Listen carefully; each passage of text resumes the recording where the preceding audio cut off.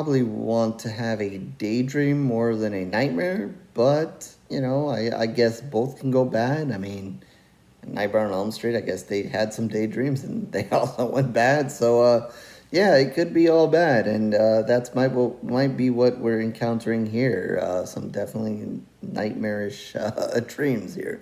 So yeah, let's see what the IMDb plot has to say here. Ordinary people encountering strange phenomenons that may be the keys to the answers about the origin of our world and the imminent threat we will soon face. Okay, I'll be honest. I read that summary before I watch this, so I guess that maybe kind of makes more sense once it kind of comes to an end. But I'll get in that and maybe clear that up here in a second. Anyway, this is a new series. I believe it was 7 episodes, if I'm not mistaken. And it did premiere on Netflix, so it's on there right now. Still kind of fairly new. If you haven't seen it, I had heard that Joko Anwar was doing this. I didn't realize it was coming so soon. So I was very happy to see this. I kind of let you guys know at the top. I am a huge fan of him and his work. If you're not familiar about him and some of the stuff he does, I would, if you have Shudder, I would definitely go over to Shudder and watch his films that are there. Satan's Slaves, and there's another really good one. I can't think of the name off the top of my head, but definitely, if you don't know who he is, maybe you've heard of some of the films that he has done. He's from Indonesia, I believe. So his movies or films come from that region. But apparently they do some. He's really gotten me into some of the Indonesian horror. Him, and I've seen a couple of other films from that part of the world, and I've really enjoyed them for the most part. Whether it be titles on Shudder or maybe some other places that have come about. I think there's some others that may have been on Netflix as well, and maybe even Amazon. But really like the way they kind of tackle horror and the way they present it. Seen some really good stuff from him and others. So definitely a fan of this. So definitely was excited to see this come out, and really didn't know what was going to happen here, what was going on. But obviously there's a big tie-in how this kind of ends. So this is kind of an anthology. We have 7 episodes. I will tell you that, I'll get it out there since this is fairly new here. We'll try to keep this as spoiler-free. I won't give you the big, connection here. Yeah, there's a lot of connections, but the big overall thing that's going to happen, I'll kind of leave that for you guys to see. And I'm not going to go detailed through every single story here. I'll let you guys kind of hash that out. I think most of them were approximately an hour, give or take. I just wanted to watch it, so I just let it roll. I didn't really pay attention to how long they were. But yeah, give or take an hour or so against the 7 episodes. So getting back into it, yeah, it is, 7 different stories. There are some similarities within the stories, but again, there's going to be a major connection in the end. So while there's, other connections within the stories, there's a big one at the end that really ties them about. And I'll admit that after kind of seeing that connection, I think some of the stories, it's more obvious to kind of point out that connection than maybe some of the others. And I don't know if that's just from me paying attention or not paying attention close enough, or just maybe some of the stories stood out maybe a little bit more to me than others, and maybe the ones that I didn't kind of grab that connection to what happens at the end. But again, I think, this is kind of an anthology, 7 different stories. So I think with most of these kind of things, you guys and me, you're going to have the ones you like, you're going to have the ones you didn't like. We can kind of all agree to disagree on those. Um, for different reasons, you may like one over the other. I think overall, most of them are solidly done. And then they're going to give you horror in kind of a different way. Some similarities, but some differences. Um, where you're gonna get to see, maybe some monsters, maybe something that's more ghosts, more something that you can't see. Some of it's gonna be kind of based on, maybe their folklore and that kind of stuff. So you might have to bear with some of the stuff. Some of the stuff, may not be, seem so familiar. Maybe, like I said, it might be that kind of folklore kind of in from them and the way they kind of tell it. So you might recognize it, but it is still may be a little bit different. You might not know exactly where they're going with it. Definitely one of the things that's hard about watching this, it is subtitles, so you're doing a lot of reading. I will admit I didn't try to change the settings on it. So, if it was in English and I just failed to have that option, then that's on me. So I don't know. Maybe you guys can try. Once it kind of came on, I was just watching and that was it. So I spend most of the time reading the captions. So you're definitely gonna have to pay attention and so forth to kind of grasp everything that's going on here. So maybe I missed in some of the stories something along the line. So there's that. That's always tough to do a lot of reading. So and that's not for everybody. So you may have to break it up, or maybe watch an episode here or there if you're not big on kind of doing that. It can get to you. I mean, but you want to watch a movie, you don't want to read a movie. I mean, but whatever, it is what it is. I'll say definitely, I think it started off with a bang. I think the first one was probably definitely one of my favorites. Definitely have some interesting hooded people later on in that one, and definitely I won't give away, what's ultimately happening in this one, but definitely didn't expect what was kind of going on there to happen, and that was kind of crazy, and definitely kind of sets the tone for what is to come. And like I said, there is the ultimate connection between all these stories and what they kind of reveal at the end. And when they do that, it is a little bit, I don't want to say laugh at it, but it is a little bit funny, to kind of think they went in that direction. So I did kind of laugh at it. I did like it. Found it was interesting, but it also gave me, a little bit to laugh as well. That they kind of did that, because it really wasn't what I was expecting for how they were going to draw all that together. But regardless of that, I keep mentioning the ending. I think another thing you'll find in a lot of these stories, which is not necessarily connected to how this all ends. So I don't think I'm spoiling anything here. Is I think within each story, you'll see the connection of family. Family is an important theme. Lots of families in here. It doesn't necessarily have to mean a huge family, but there's sometimes some of the focus on the mom, sometimes the focus on the father, and obviously the kids. So it's kind of the focus is here and there, but I think at the end of the day, you'll clearly see, family's important. And even in, maybe I think there's one where it's more of a village. I think even as the village itself is almost a family, and you can kind of take it as that. So I think, all these stories, definitely, I think, come or at least start with that, and obviously the horror that's then going to come onto that family in different ways. Again, that this is a connection of all the stories, but not really the big twist and spoiler that's happening at the end. So don't panic. I'm not ruining anything for you, just kind of giving you kind of a where these stories kind of begin, and kind of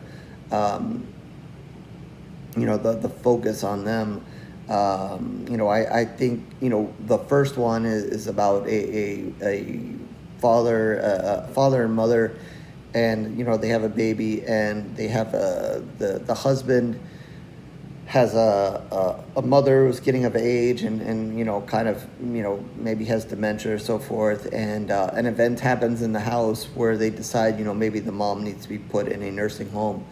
And part of I guess a cultural thing over there. It's a very tough and I'm just guessing, I really don't know, but apparently it's a really tough thing to do over there, and not a popular thing to do. At least that's the way it seemed to be portrayed here. I guess here nobody really wants to, but it seems to be a much common thing to do here. But we're not going to debate nursing homes. But he struggles to do that, and then goes back and decides he maybe he doesn't want his mom there, and getting her out is not as easy as he thought, and that's kind of the basics there. So you kind of see the family there. There's another one where a guy needs money for his family, and kind of gets caught up in this hypnotism kind of thing, and he does it one time to kind of get money, but then is almost cursed with it, and then his family kind of turns the opposite way and also does bad stuff. So you see the mother, and he's got two kids, and they kind of turn bad after he did something bad. Like I said, there's one about a village, and still it narrows down to a little bit of a family there too. But I think in that one you see, the village as a large family in itself. So there's another one where a guy seems to, he's there with his wife. His wife basically kind of gives up her inheritance to kind of stay married to him, because, the family, I guess, didn't want to, or whatever is going on there.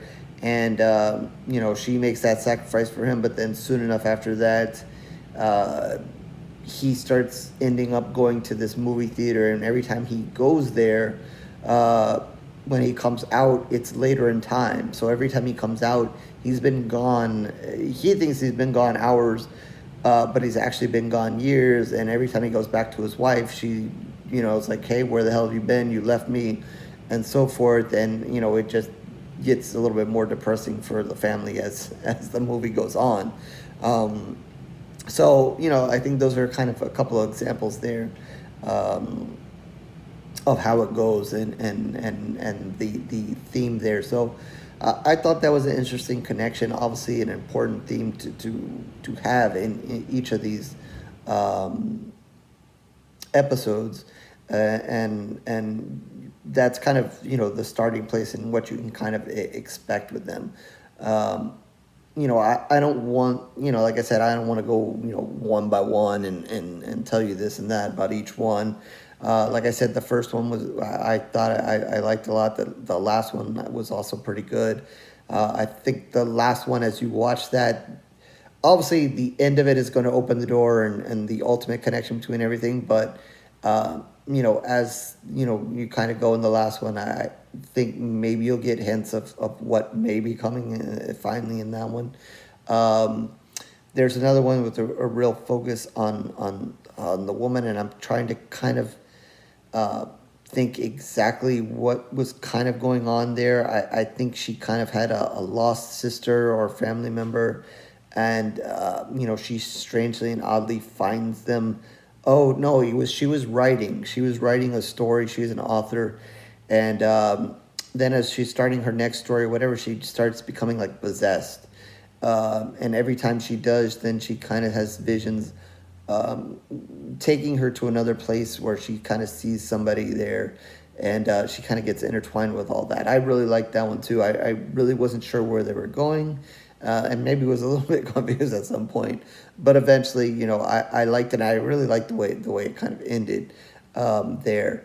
And I thinking back on certain ones again, like I said, I can kind of pick. And I'm like, oh, okay, that's how it really is connected to the one at the end. And they will show it to you. I mean, they're not going to hide it to you. They kind of do this kind of recap thing where they will kind of spin it back to certain segments of the other episodes to kind of pinpoint exactly what you were supposed to get and the connection between everything that does happen at the end. So they will. It happens kind of quick. So, maybe you want to rewind. If you're really invested in it, maybe you want to rewind and maybe watch that once or twice to kind of capture each one of those moments. Like I said, I think within some of the stories, it's quick to kind of think, oh, okay, well, that was that moment and that one.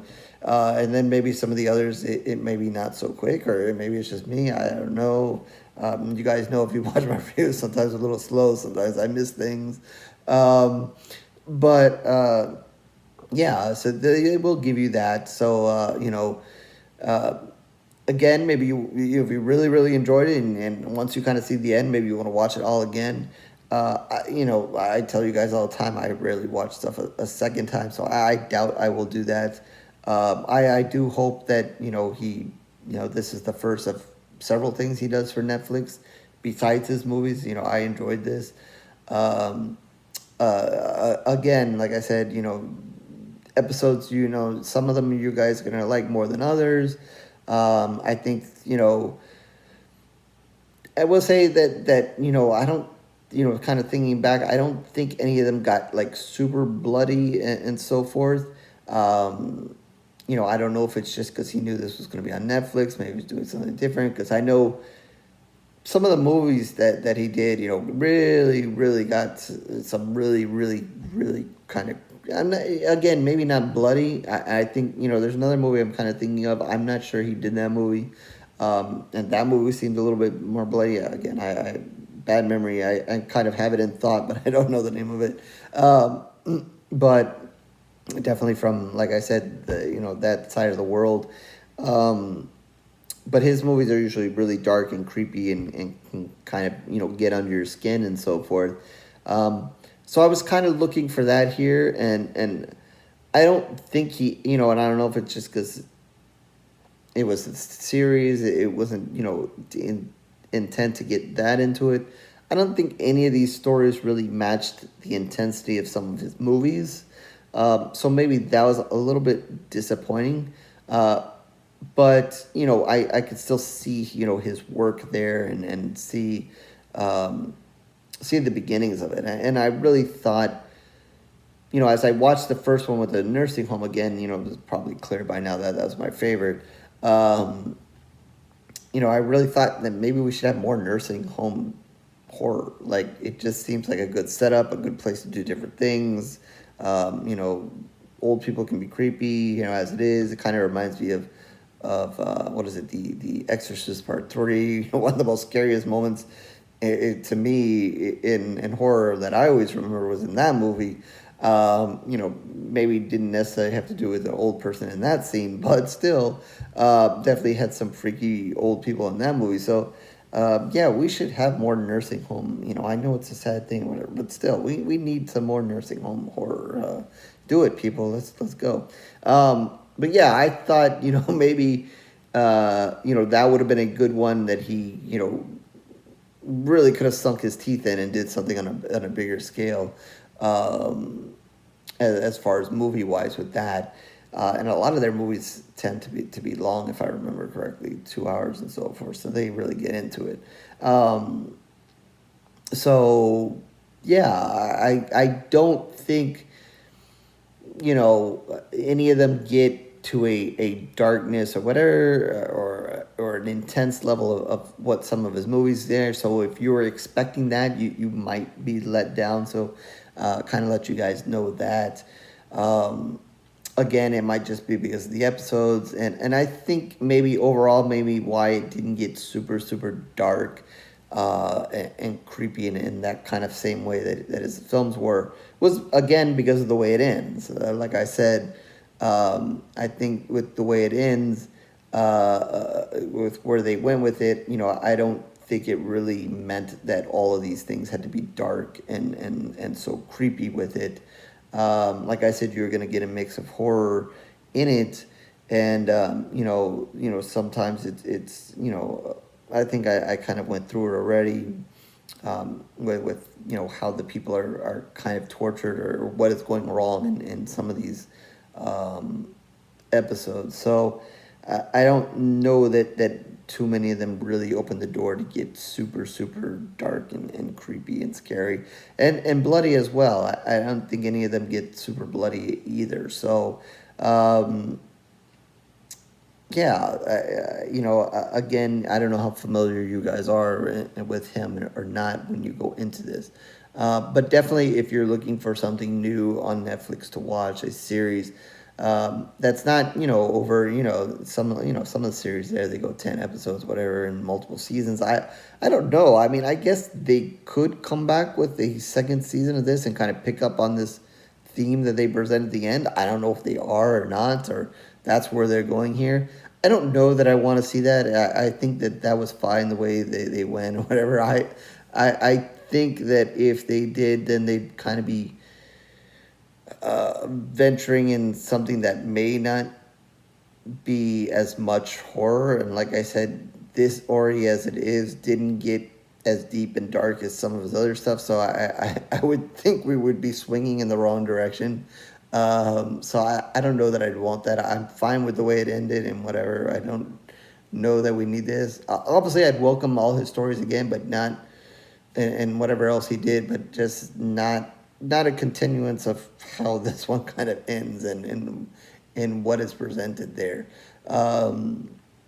But yeah, as far as his work or whatever, I think, all of those, even though I may not have been into every story, I think all of them are solidly done. Again, you see a theme there of family and so forth, which was a good starting point. Gave you characters, that you either wanted to root for or you cared about their situation and so forth, and kind of pulled you in. And like I said, some of them may have seemed a little bit odd because I think it, maybe meant a certain way to maybe people in that part of the world that the way the stories were. It seemed that way, at least some of them. Maybe there were certain things that were more maybe relatable to them that maybe didn't come as clear, or at least to me.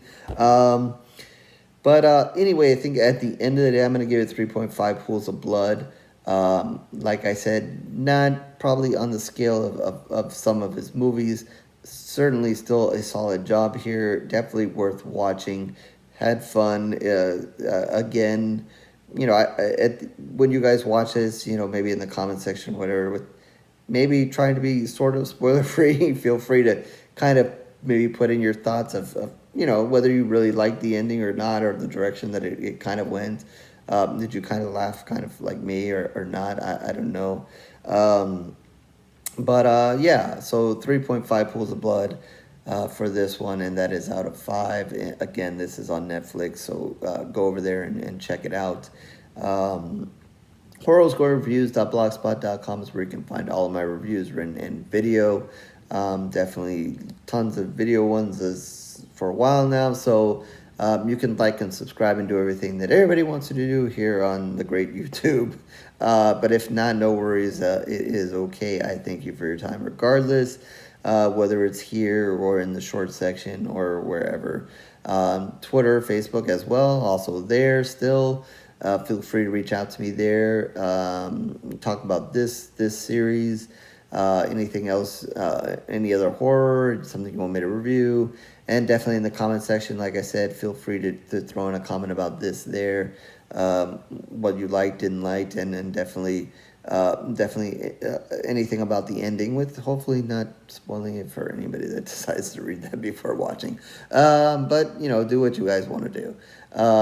With that, I guess I will catch you in the next review, horror fans.